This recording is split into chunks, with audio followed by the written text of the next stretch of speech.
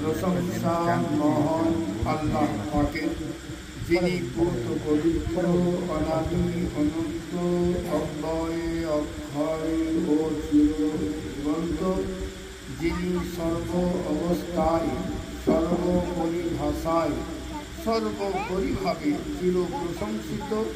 কালামুল্লাহর ভাষায় মহব্বতের সাথে বলুন আলহামদুলিল্লাহ। তারপরে পরে গুরু গুরু জগৎ গুরু দয়ার নবী মক্কি আরবি, যার কারণে আল্লাহ সৃষ্টি করেছেন সবই, সেই চরম পরম প্রেম পুরুষ, তামাম জাহানের মুমিনের হৃদয় মাঝে যার ছবি, मेराजेर दुल्हा लंबे लंबे हाथ वाला, लंबे लंबे हाथों से भीख देने वाला जनाब मुहम्मदुर रसूलुल्लाह सल्लल्लाहु ताआला अलैहि वसल्लमेर उपरे शत सहस्र सालाम दरूद बर्षित হোক, বলুন আল্লাহুম্মা আমিন। আল্লাহুম্মা আমিন। আমার সম্মানিত সুযোগ্য ওলামায়ে দ্বীন, সম্মানিত ইসলাম ধর্মী ভাতৃবর্গ, দূরভাষ যন্ত্রের সাহায্যে যতদূর আওয়াজ যায়, কাছে ও দূরে থাকা প্রত্যেক মুসলমানকে পুনরায় জানাই আসসালামু আলাইকুম ওয়া রাহমাতুল্লাহি ওয়া বারাকাতুহু। ওয়া আলাইকুম আসসালাম ওয়া রাহমাতুল্লাহ। মূল্যবান পবিত্র কালাম মাজিদ থেকে আয়াতে পাক এমন এক অটুট বিধান, সারা বিশ্বের প্রত্যেকটি ধর্মের প্রত্যেকটি গোত্রের মানুষ কোরআন শরীফের অন্যান্য আয়াতকে অস্বীকার করলেও এই আয়াতকে অস্বীকার করে বেরিয়ে যাবে এমন কোনো আল্লাহ শহরে আল্লাহ কোনো সৃষ্টি করেনি।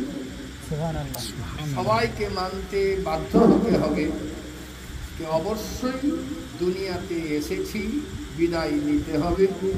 যেমন এই বাড়ির মালিক একদিন ছিলেন, দুনিয়া থেকে বিদায় নিয়েছিলেন, বহুদিন পর তার শরীকে হায়াত সহধর্মিনী দুনিয়ার মাঝে ছিলেন, বিদায় নিয়েছেন, যার দোয়া খায়রের জন্য আপনি আমি সকলে উপস্থিত হয়েছি।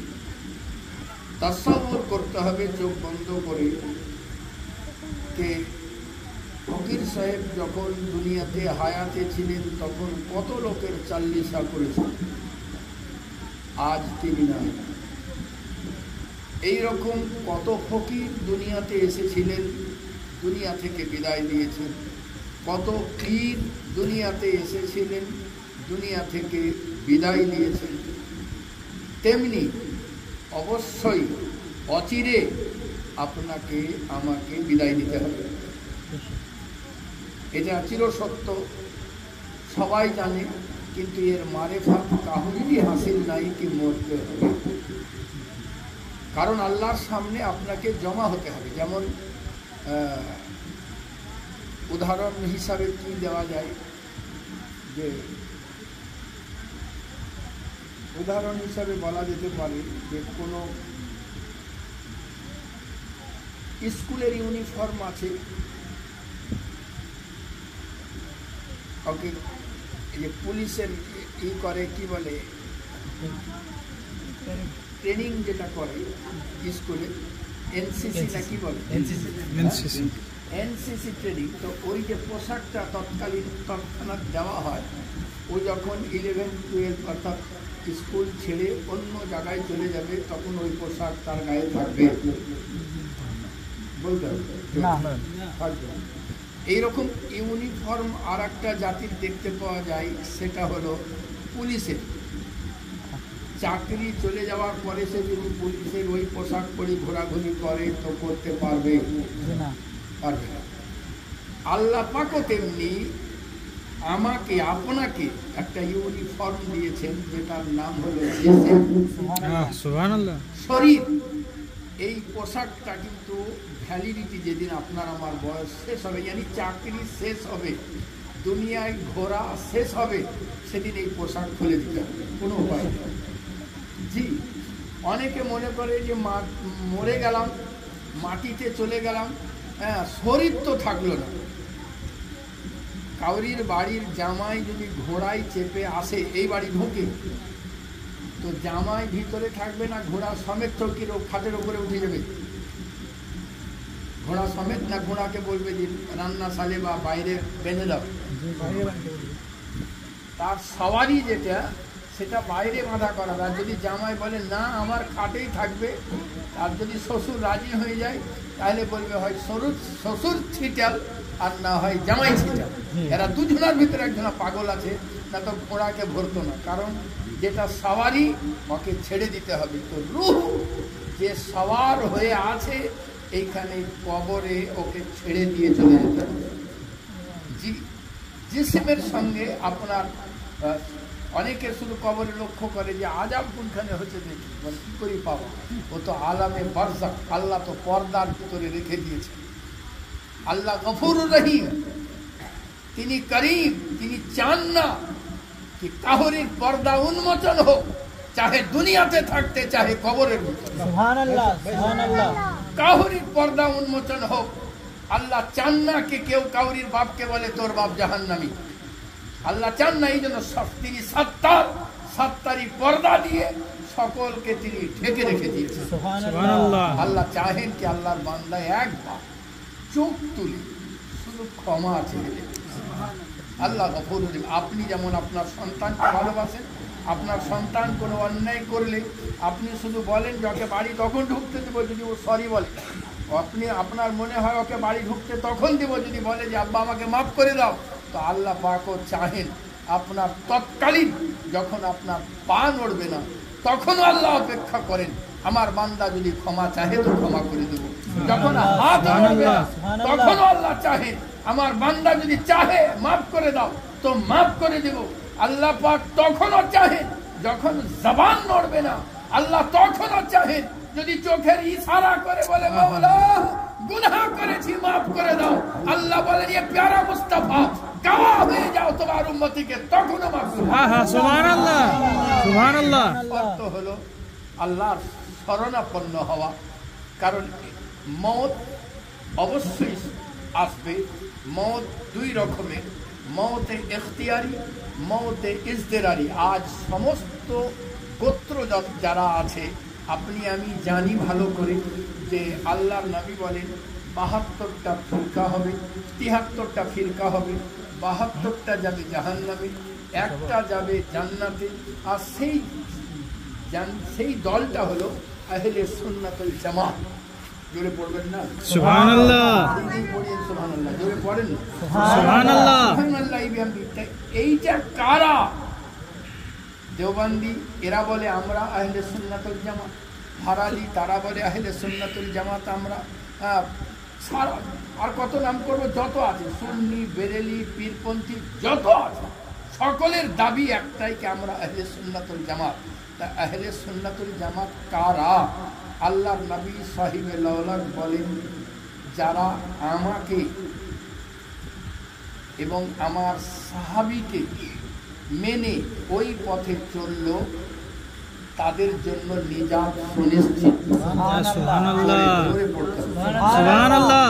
আল্লাহর নবীকে মানলো মানে আল্লাহর নবীর সুন্নাতের উপরে আমল করলো, আল্লাহর নবীর হুকুমের উপরে আমল করলো। আর সাহাবীকে মানলো ইয়ানি সাহাবীর আমলের উপরে অনুসরণ ও অনুকরণ করলো এবং তাদেরকে মানলো। তারা তাদের জন্য নিজাত সুনিশ্চিত।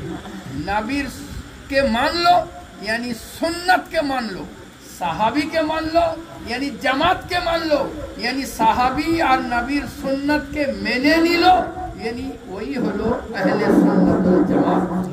सुभानाल्लाह, सुभानाल्लाह। আপনাকে এর ভিতরে আপনাকে লক্ষ্য করতে হবে আপনার আমার জবান যেন কোনো সাহাবীকে গালিগালাজ না করে, সাহাবীর প্রতি হাসাদ না আসে, হিংসা না আসে, বুগজ না আসে। तमाम अंबिया मुरसलिনের কোনো খুঁত ধরতে না যায়। হ্যাঁ, কি আদম সাফিউল্লাহ ফল খেয়েছিলেন, গুনাহ করেছিলেন, জুলুম করেছিলেন নিজের নফসের ওপরে, এরকম জবান দারাজি না হয়।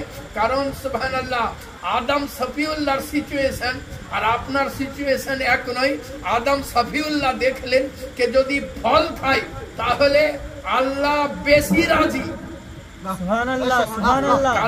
কারণ আল্লাহ নূরে মুস্তাফাকে তৈরি করে আগে রেখে দিয়েছেন। আল্লাহ চাহে কে নূরে মুস্তাফা দুনিয়াতে মওজুদ হয়। হযরত আদম সাফিউল্লাহ যখন দেখলেন কে সুবহানাল্লাহি বিহামদিহি, আল্লাহ গনি, আল্লাহ পাক সমস্ত সৃষ্টি সাজিয়ে রেখে দিয়েছেন, আমাকে দেখিয়েও দিলেন যে এটা খেয়েও না।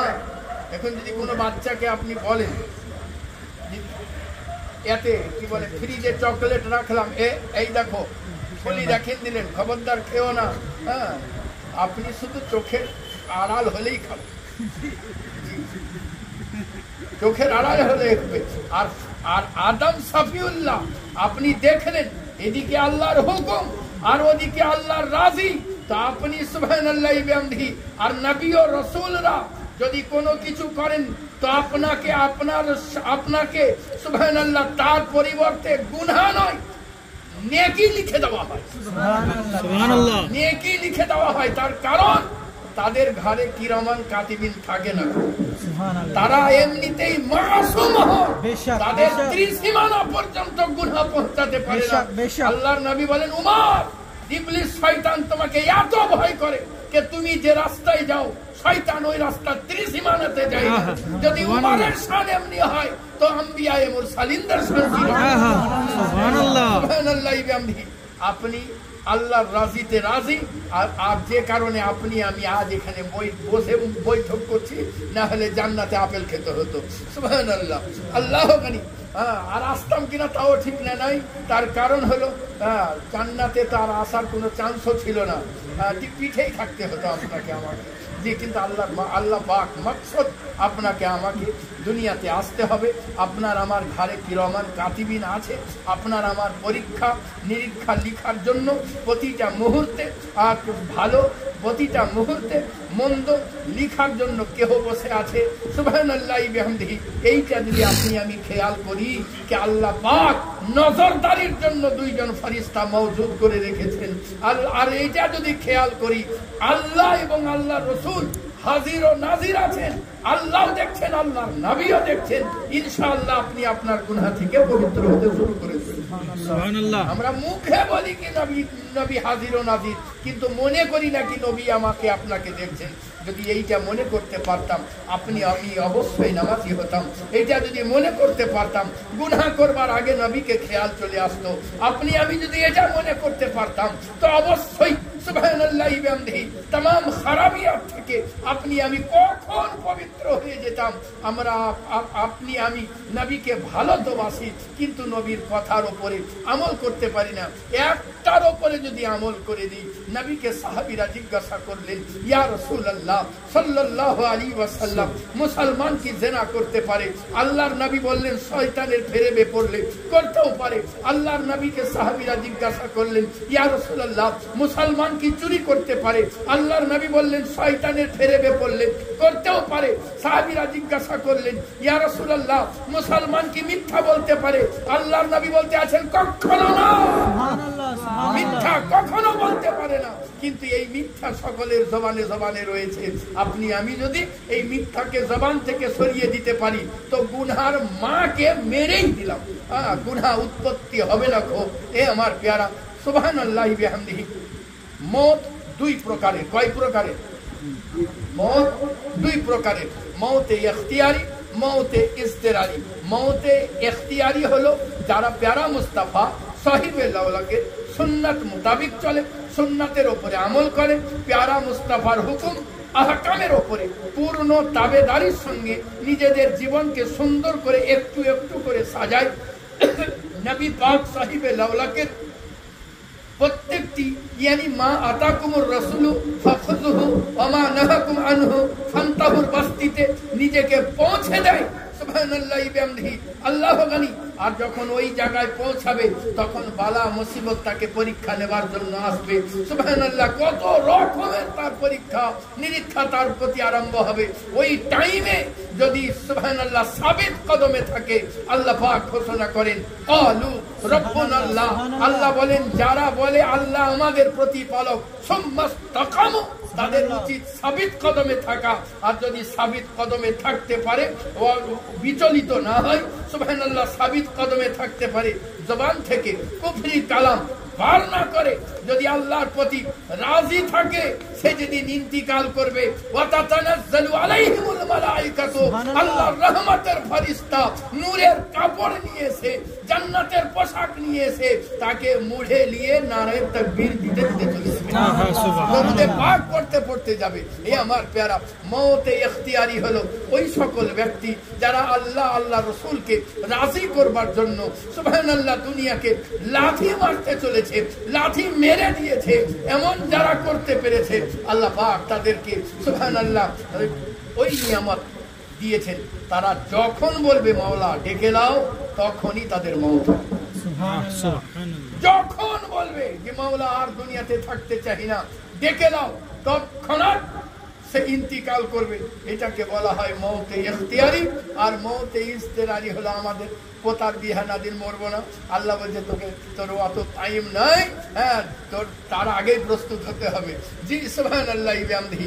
আল্লাহ গানি যখন আল্লাহ পাক রূহকে মায়ের পেটে পাঠান, সুবহানাল্লাহ আমাদের সফর শুরু হয়েছে আলামে আরওয়াহ থেকে।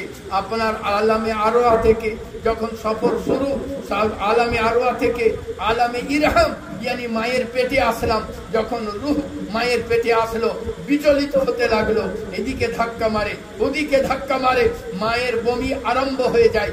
ডাক্তারের ওষুধে কাজ হয় না, পীরের তাবিজে কাজ হয় না, মৌলবীর পানি পড়াতে কাজ হয় না।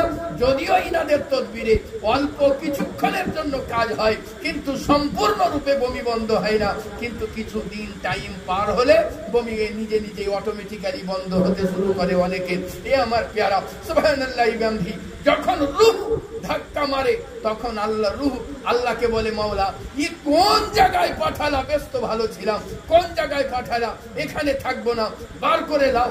মাওলা এখানে থাকবো না, বার করে লাও। আল্লাহ বলেন তোমার মা বাপ আমার কাছে রিগড়ে রিগড়ে কেঁদেছে, চেয়েছে, আমি রাজি হয়ে তাদেরকে আতা করে দিয়েছি। এখন তুমি আসবো বললে আসা হবে না, ওখানে থাকতে হবে। সেই যখন বেশ কিছুদিন 5 মাস পার হয়ে যায়, 6 মাস পার হয়ে যায়, তখন আল্লাহর দরবারে আরজি করে মাওলা এত সুন্দর জায়গা আমি বুঝতে পারিনি, যদি বুঝতে পারতাম তো তোমাকে বলতাম না মাওলা আমাকে এই জায়গাতে সিলেক্ট করে দাও, এইখানেই যেন আমি থেকে যাই, আর কোথাও না যেতে হয়। আল্লাহ বলেন বান্দা কেবল সফর শুরু হয়েছে, কেবল সফর শুরু হয়েছে, আর একটা জগতে তোমাকে প্রেরণ করা হবে। ওই জগতের নাম হলো আলামে আজসাদিয়ানি দুনিয়া। জোরে পড়তে হবে সুবহানাল্লাহ। জি সুবহানাল্লাহ। যখন মায়ের পেটে বাচ্চার সুবহানাল্লাহ ইউএসজি করা হয়, আলট্রাসোনোগ্রাফি করা হয়, তখন দেখা গেল বাচ্চা ঠিক আছে। বাচ্চা বলে মাওলা উল্টে যাব, আসবো না। আল্লাহ বলেন আমি আমার বান্দাদেরকে এমন বুদ্ধি দিয়েছি, পেলেট মেরে বার করে নিবে, তোরও ক্ষতি হবে না, তোর মায়েরও ক্ষতি হবে না। হ্যাঁ, তুই আসবো না বললে আসতে হবে না, আসতেই হবে। যখন দুনিয়াতে আসলো আবার কান্না আরম্ভ করে দিল। সুবহানাল্লাহ বিহামদিহি। এদিকে যেমন মায়ের বমি বন্ধ হচ্ছিল না, পীর সাহেবের পানি পড়াতে তাবিজে সুবহানাল্লাহ, এদিকেও বাচ্চা কাঁদতে আছে। সুবহানাল্লাহ পীর সাহেবের কাছে তাবিজ নিয়ে আসা হলো, কান্না সামান্য তো চুপলো, কিন্তু পূর্ণ চুপে না, কান্না বাচ্চা কাঁদতেই আছে। হজমের ওষুধ খাওয়ানো হলো, কান্না কাঁদতেই আছে। সুবহানাল্লাহ যখন তখন বাচ্চা বলে মাওলা ই কোন জায়গায় পাঠালা, ডেকে দাও, আর থাকবো না এখানে। আল্লাহ বলেন বান্দা আসবো বললে আসা হবে না, আর যেদিন ডাকবো সেদিন থাকা হবে না। 5 বছর পর যখন হয়ে যায় তখন আর মরতে চায় না, তখন বলে মাওলা এই জায়গাটা আমার জন্য সিলেক্ট করে দাও। আল্লাহর তরফ থেকে আওয়াজ হবে আমার প্যারা বান্দা এই জায়গা তো তোমার জন্য যথেষ্ট না, এইখানে তোমাকে কিছুক্ষণের জন্য পাঠানো হয়েছে আমার প্যারা নবী সাল্লাল্লাহু আলাইহি ওয়াসাল্লামের ইতাআত করার জন্য প্রেরণ করা হয়েছে। আমার নবী সাহিবে লাওলাকে সুবহানাল্লাহ ইতাআত করবে, ফরমাবরদারি করবে, আমার নবীর হুকুম ও হাকামকে মানবে, আমার নবীর দেওয়া শিক্ষা তোমার জিন্দেগির মধ্যে অ্যাপ্লাই করবে, মনুষ্যত্ব তোমার জিন্দেগিতে ফিরে আসবে, আখলাক তোমার জিন্দেগিতে ফিরে আসবে। সুবহানাল্লাহ, মানুষের যে চরিত্র হওয়া উচিত সেই চরিত্র তোমার জিন্দেগিতে ফিরে আসবে। আমার প্যারা মুস্তাফা সাহিবে লাওলাকে সুবহানাল্লাহ পুঙ্খানুপুঙ্খ রূপে তুমি যত ইত্তিবা করতে থাকবে, তোমার শান ও শওকত পরপরে তত উচ্চ হতে থাকবে। এ আমার প্যারা, শুনে রাখো, যদি মানতেই হয় দুনিয়াতে তোমাকে কাউকে না কাউকে অবশ্যই মানতে হবে, কিন্তু তোমাকে সাবধান করিয়ে দিই, ওয়ালা তাত্তাবিউ খুতুওয়াতিশ শায়তান, খবরদার শয়তানের পায়রামি করিও না, ইন্নাহু লাকুম আদুউম মুবিন, ও তোমাদের খুল্লুম খুল্লা দুশমন। যদি ইত্তিবা করতেই হয়, মাইয়ুতিউর রাসূল ফাকাদ আতা আল্লাহ। এ আমার প্যারা বান্দা, আমার প্যারা নবী সাহিবে লাওলাকের যখন ইত্তিবা করবে, আমার প্যারা মুস্তাফা সাহিবে লাওলাকের যখন তুমি সুবহানাল্লাহ প্রত্যেকটি হুকুম হাকামের উপরে নিজেদের শ্রদ্ধা অনুযায়ী আমল করে চলবে, তোমার সংসার জীবনকে সুন্দর করে দেওয়া হবে, তোমার সুবহানাল্লাহ তোমার সামাজিক জীবনকে সুন্দর করে দেওয়া হবে, তোমার নিজের জিন্দেগিকে সুন্দর করে দেওয়া হবে, তোমার এই দুনিয়াও সুন্দর হবে, তোমার কবরের জিন্দেগিও সুন্দর হবে, তোমার আখিরাতের জিন্দেগিও সুন্দর হবে। সুবহানাল্লাহ, এ আমার প্যারা, সুবহানাল্লাহ কিসের অহংকার দুনিয়াতে? জান না, যদি আপনি মাস্টার হন তো কবরস্থানে যান, আপনার চাইতে শিক্ষিত মাস্টার ওখানে ঢুকে বসে আছে। আপনি যদি পীর হন, আপনার চাইতেও বড় বড় পীর ওইখানে ঢুকে বসে আছে। আপনি যান না কবরস্থান, আপনি দেখেন, আপনি যদি আলিমে দিন হন তো যান কবরস্থান, আপনার চাইতেও বড় বড় আলেম ওখানে ঢুকে বসে আছে। কিসের অহংকার? সুবহানাল্লাহ, সারা গ্রামের পানি গড়ে গিয়ে একদিন আপনার খালে জমা হবে। অহংকার কিসের? অতএব সুবহানাল্লাহ সমস্ত রকমের খারাপিকে দিল থেকে বার করে দিতে হবে। আচ্ছা বলুন তো, যদি একটা গ্লাসে কাদা ঘোলা পানি থাকে আর একটা জগে পানি নিই, আস্তে আস্তে গ্লাসের উপরে ঢালি, ঘোলা পানি থাকবে?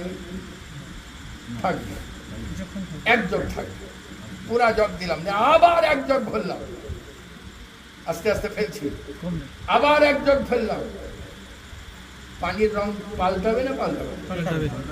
আবার এক জগ নিলাম, আবার এক জগ নিলাম, 5 জগ পানি যদি ওই গ্লাসের পানিতে ঢালা হয় আর কাদা থাকবে? জি থাকবে না। তেমনি আপনার দিল নামক গ্লাসে হাসাদ, ফাসাদ, নোংরা, तमाम খারাপি ভর্তি হয়ে আছে, কাদার চাইতেও গাঢ় সুবহানাল্লাহ আরো খারাপ হয়ে আছে। এই জায়গায় যখন ফজরের রহমতের পানি ঢালবেন, সুবহানাল্লাহ ওই কাদাগুলি উপচে উপচে বেরিয়ে যাবে। জোহরের রহমতের পানি ঢালবেন, সুবহানাল্লাহ আসরের রহমতের পানি ঢালবেন, यानी 5 বার করে যদি আপনি আল্লাহর রহমতের পানি ওই গ্লাসের মধ্যে ঢালেন তো ইনশাআল্লাহ আপনার হৃদয়ে কালিমা থাকতে পারে। সুবহানাল্লাহ। এই জন্য নামাজ বলতে আছে तमाम ফাহশা কাম থেকে বাঁচিয়ে নিও। আপনার যদি ও গোসল ঠিক হয় তাহলে খেয়াল করুন আপনার পরিবর্তন হচ্ছে না, আপনি কানেকশন পাচ্ছেন না নামাজের সাথে, তাহলে নিশ্চয় আপনার ওযুতে গোলমাল আছে। আপনি যখন ওযু করবেন কোনো আলিমে দিনকে বলবেন আমার ওযুটা দেখেন, আমি তো দাদুকে দেখে ওযু শিখেছি, আলিমে দিনকে দেখে তো ওযু শিখি না। হ্যাঁ, কোনো আলিমে দিন আবার ওযু করলে সামনে দাঁড়াতে না, এটা মনে রাখবেন। কোনো আলিমে দিন যদি ওযু করে সামনে থেকে দেখতে নাই, দূর থেকে দেখবে। কেন? এখন যদি তার কোনো গ্যাস থাকে তা আপনার দিকে লজ্জায় বসে পরিষ্কার হতে পারবে না, ও চেপি চুপি যায় নামাজ খারাপ হয়ে যাবে। এই জন্য দূর থেকে আপনি ওটাকে লক্ষ্য করবেন যে তার ওযু কি প্রকারের হয়, আপনার সঙ্গে মিলছে। যদি না মিলে তো আপনি ওযু করে তাকে দেখান যে আমার ওযুর সঙ্গে কি রকম তফাৎ হচ্ছে। একজন আল্লাহর ওলি আর একজন আল্লাহর ওলির সঙ্গে সাক্ষাৎ করতে যাচ্ছেন, হ্যাঁ, কাছাকাছি চলে এসছেন। যার সঙ্গে সাক্ষাৎ করতে আসছেন তিনি বিরাট বড় আল্লাহর ওলি। তিনি তাড়াতাড়ি ওযু করতে গিয়ে ওযুর পানি নিয়ে এক হাতে মুখ ধুতে আছেন।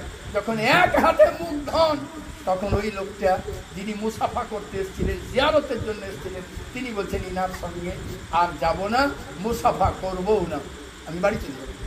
হ্যাঁ, সুবহানাল্লাহ। ওনার মুরিদ বলল, হুজুর এত কাছে এসেছেন, কেন মুসাফা করবেন না? বলে ওনার সুন্নাতের খেলাফ দেখতে পাচ্ছি, উনি এক হাতে মুখ ধুচ্ছেন, ওনার উচিত ছিল দুই হাতে পানি নিয়ে মুখ ধোয়া। কত সূক্ষ্ম জিনিস তারা ধরেন, আমরা তো ধরেই না। আমরা তো সুবহানাল্লাহ, আমাদের ওযু আমি দেখেছি আমাদের হাত ধুয়ে কুল্লি করতে করতে এক একজনের ওযু হয়ে যায়। এত রেডিমেড ওযু করলে হবে না, আপনাকে ওযুর সময় মন দিয়ে ওযু করতে হবে। যদি আপনার গোসল ঠিক হয়, আপনার যদি ওযু ঠিক হয়, তাতে যদি আপনার নোংরা পথ থেকে আপনি না ফিরেন, তো আপনি দেখেন আপনার পোশাক যেটা আছে সেই পোশাকে হারাম টাকা ঢুকি নাই তো। কারণ সুদের 1 টাকা যদি থাকে, 1 টাকা যদি থাকে আপনার জামার ভিতরে, তো আপনি নামাজ পড়তে পড়তে যদি কুজো হয়ে যান, রোজা রাখতে রাখতে যদি ক্ষীণ হয়ে যান, ওই পোশাকে আপনার ইবাদত কবুল হবে না। আপনাকে দেখতে হবে। তাহলে এইগুলো যদি ঠিক থাকে, তো ইনশাআল্লাহ আপনার নামাজ আপনাকে ফাহাশা কাম থেকে বাঁচিয়ে দেবে। পড়েছিলাম, কুল্লু নফসিন যায়কাতুল মউত, हर एक नफ्स को मौत का जायका चखना जरूरी। সুবহানাল্লাহ। অবশ্যই আপনাকে আমাকে অবশ্যই মৃত্যুবরণ করতে হবে, ইয়ানি আপনার আমার স্থানান্তর অবশ্যই হবে। মায়ের যখন আলামে আরওয়াতে ছিলাম, মায়ের পেটকে সিঁড়ি বানিয়ে যেমন দুনিয়াতে এসেছি, তেমনি দুনিয়া থেকে যাবার সময় কবরের পেটকে সিঁড়ি বানিয়ে আল্লাহর সামনে আবার আপনাকে আমাকে উপস্থিত হতে হবে। এই টাইমে আল্লাহ যে সুন্দর দিল দিয়েছিলেন আপনাকে আমাকে, তার দুনিয়াতে থাকাকালীন যে ধুলা বালি নোংরা পড়েছে, এই ইস্তিগফার করে এই হৃদয়কে যদি আপনি পরিষ্কার করে দিয়ে দিলটাকে সুন্দরভাবে নিয়ে যেতে পারেন, তো ইনশাআল্লাহ আপনার সঙ্গে সুবিচার অবশ্যই হবে। এই বলেই বক্তব্যের সমাপ্তি। ত্রুটি বিচ্যুতি আল্লাহর কাছে ক্ষমা প্রার্থী। অবশ্যই আপনাকে আমাকে আল্লাহর শরীফে অচিরেই দাঁড়াতে হবে। এই জন্য অনুরোধ করি, 5 ওয়াক্ত নামাজ পড়ুন, মা বাপের সঙ্গে সুন্দর ব্যবহার করুন। দুনিয়াতে মা বাপের চাইতে মূল্যবান কোনো সম্পদ আর দুনিয়াতে নাই। মা বাপ যদি রাজি, আল্লাহ রাজি। মা বাপ নারাজ, আল্লাহ নারাজ। আল্লাহকে না দেখে কি করে মানবেন? যার মাধ্যম দিয়ে আল্লাহ তৈরি করে আপনাকে আমাকে পাঠিয়েছেন, তাকে দেখে মানতে পারি না, তা আপনি না দেখে আল্লাহকে মানবেন কি করে? অতএব মা বাপের ওপরে শ্রদ্ধা রাখুন। সুবহানাল্লাহ, অত্যন্ত শ্রদ্ধা রাখুন। যেমন পীর ও মুর্শিদকে মহব্বত করেন, সেই রকম যদি মা বাপকে সম্মান করতে পারেন আর তাদের হৃদয় থেকে যদি দোয়া বেরিয়ে যায়, তাহলে আপনার জিন্দেগি আবার। হ্যাঁ, সুবহানাল্লাহ। কিরকম? বর্ধমানের এক ভদ্রলোক নিজের অন্যান্য সন্তানকে ভালোবেসে তার যা সম্পত্তি, বড় মেজ সেজ আরো 4টা যে ছেলে ছিল, সব দিয়ে দিয়েছে, সব। হ্যাঁ, যিনি 3 নম্বর ছেলে ছিলেন, 4 নম্বর ছেলে ছিলেন, সেই 4 নম্বর ছেলেকে কিছুই দেননি। দুঃখ করে হোক, রাগ করে হোক, মহব্বত করে হোক, কিছুই দেননি, সব দিয়ে দিয়েছেন অন্য ছেলেকে। কিন্তু যেদিন বিছানায় পড়ে গেছে, সেদিন বৌমা, ওই লোকটার বৌমা তাড়াতাড়ি গেছে দেখতে, শ্বশুর আব্বা অসুস্থ দেখে আসে। বিছানায় দেখে আর স্বামীকে ভয় বলতে পারি না কি আমি গেছিলাম। স্বামীও চুরি করে গেছে, কারণ যেহেতু দুর্ব্যবহার করেছে বাপ। হ্যাঁ, বাপ ভালো ব্যবহার 4 সন্তানের সঙ্গে করেনি। হ্যাঁ, এই জন্য সেও তার স্ত্রীকে না বলে সেও চুরি করে বাপকে দেখেছে। দুপুরবেলায় দুজনায় খাওয়ার সময়, হ্যাঁ, দুজনাই কাঁদছে, মিয়াও কাঁদে, বিবিও কাঁদে। বিবি বলছে, আপনি কাঁদছেন কেন? বলছে, আগে তুমি বলো, তুমি কাঁদছো কেন? বলে, আমি কাঁদছি এই কারণে, আপনার আব্বাকে আপনাকে না বলে দেখতে গেছিলাম, কিন্তু বিছানে দেখলাম পায়খানা অবস্থায় পড়ে আছে, কেউ দেখে না। তো যদি আপনার আব্বাকে আমরা নিয়ে আসতাম, তা আপনার কোনো আপত্তি ছিল? তো বিবিকে বলছে, বিবি আমার মনের কথা, ওই জন্য আমি কাঁদছিলাম। সাহস করে তোমাকে বলতে পারি নাই, যেহেতু তোমার সঙ্গে সে ভালো ব্যবহার করে নাই। আমারও মন চাইছে, আমার বাপ তো আমাকে দুনিয়াতে তো এনেছে, আমারও মন চাইছিল সব কিছু ভুলে গিয়ে যদি বাপকে আনতে পারতাম, মানে তাহলে এসে খাবো, চলেন। মনের যদি পরিবর্তন হয় তো এখনই চলেন। দুজনায় খাবার রেখে বাপকে ধুইয়ে মুছে পরিষ্কার করে অন্য ভাইদেরকে বললেন আমরা নিয়ে চললাম। সবাই হাসাহাসি করতে লাগলো যে আর মতন পাগল আর কেউ নয়, বাপ যদি আমাদেরকে না দিত তো বাপের মুখ দেখতাম না। হ্যাঁ, বাপ যখন নিয়ে এসেছে, বাপকে যখন 1 মাসের ওপরে বাপের সেবা করতে যাচ্ছেন, এবার বাপ ইন্তিকাল করবার আগে বেটা আর বইয়ের হাত ধরে বাপ বলতে আছেন, মারে আর বেটা তোমাকেও বলি, শোনো, তোমাদের প্রতি যে অন্যায় করেছি মাফ করে দাও।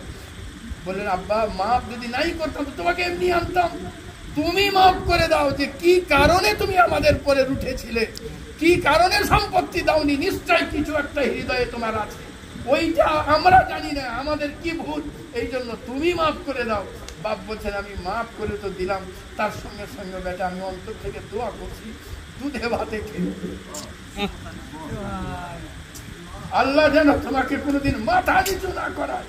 তো সুবহানাল্লাহ, আজ ওই ভদ্রলোকে 8টা বেটা, আর সম্পত্তি না হলে প্রত্যেক বেটাকেও 50 থেকে 60 বিঘা করে সম্পত্তি দিয়েছে। আল্লাহ যে কোথা থেকে তাকে দিয়েছে, সুবহানাল্লাহ। আমার প্যারা মা বাপের দোয়া বিরাট, কোনো বাধা থাকে না, স্বয়ং দরবারে ইলাহিতে কবুল হয়ে যায়। জি, যাদের মা বাপ দুনিয়াতে হায়াতে আছে তারা মা বাপের সঙ্গে সদ্ব্যবহার করুন। যাদের মা বাপ ইন্তিকাল করে গেছে, জুম্মার পর মা বাপের কবর জিয়ারত করুন, আপনারও গুনাহ আল্লাহ মাফ করে দিবে, আপনার মা বাপেরও গুনাহ আল্লাহ মাফ করে দিবে। এই বলেই বক্তব্যের সমাপ্তি। আসসালামু আলাইকুম ওয়া রাহমাতুল্লাহি ওয়া বারাকাতুহু।